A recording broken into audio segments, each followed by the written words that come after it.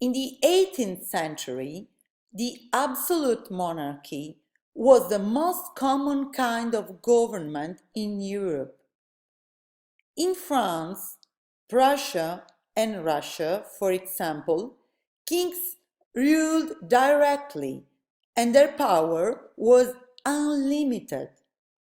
Some kings, however, were attracted by the new ideas suggested by the Enlightenment movement, so that kings began to govern following the principles of reason and using their power to improve people's lives and to reorganize the state through a series of reforms.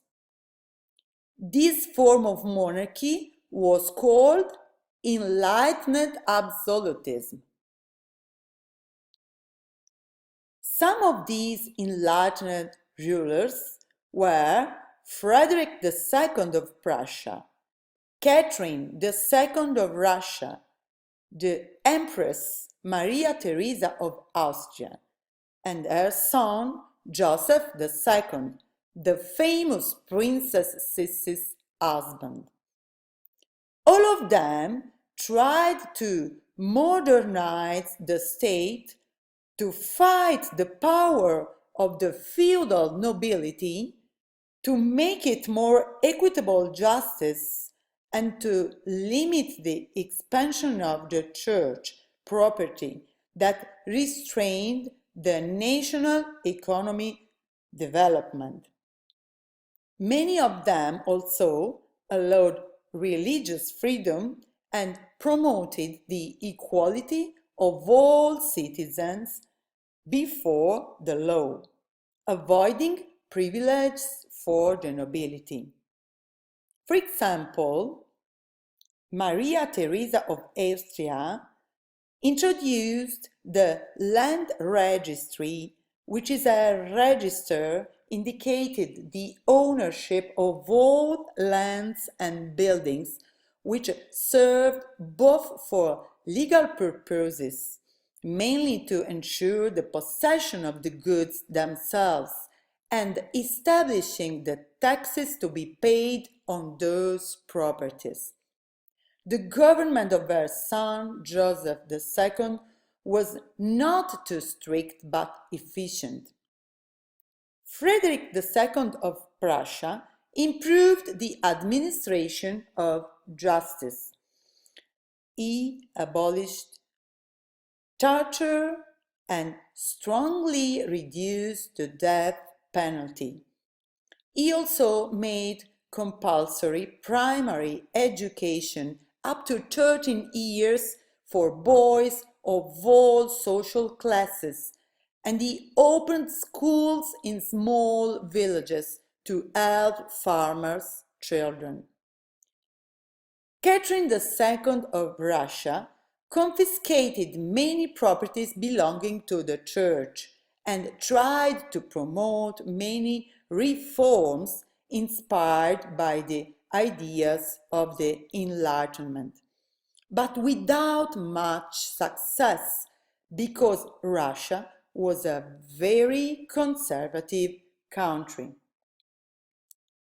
In the 18th century, reforms took place in Italy too, especially in Lombardy, which was part of the Empire of Austria. Milan became the European capital of culture, with the presence of famous Enlightenment thinkers as Cesare Beccaria, Pietro Verri, Alessandro Verri, the scientist Alessandro Volta, and the poet Giuseppe Parini. Some reforms were introduced also in the Kingdom of Naples. The Grand Duke Peter Leopold of Tuscany was one of the most enlightened rulers in Italy. In fact, he designed a constitutional monarchy similar to the English one. He promoted free trade, confiscated many properties of the church, reorganized the public administration and justice, abolishing torture and the death penalty.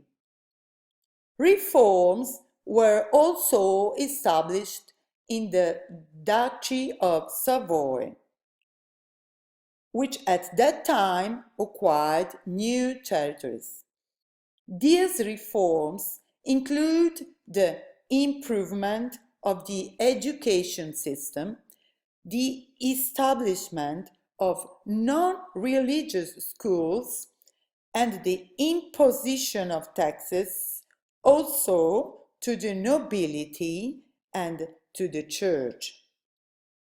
For all these reasons, the Duchy of Savoy can be considered the strongest state of that time in Italy. Reforms didn't involve England in the 18th century because they had already happened in the 17th century. In France, the homeland of the Enlightenment, there were unfortunately no reforms. Despite the strong discontent of middle and working classes that will lead at the end of the century to the outbreak of the French Revolution. In America, however, something was happening that would have changed the world: the American Revolution and the birth of the United States of America. But this is another history, and I will tell you it next time. Bye bye and stay tuned!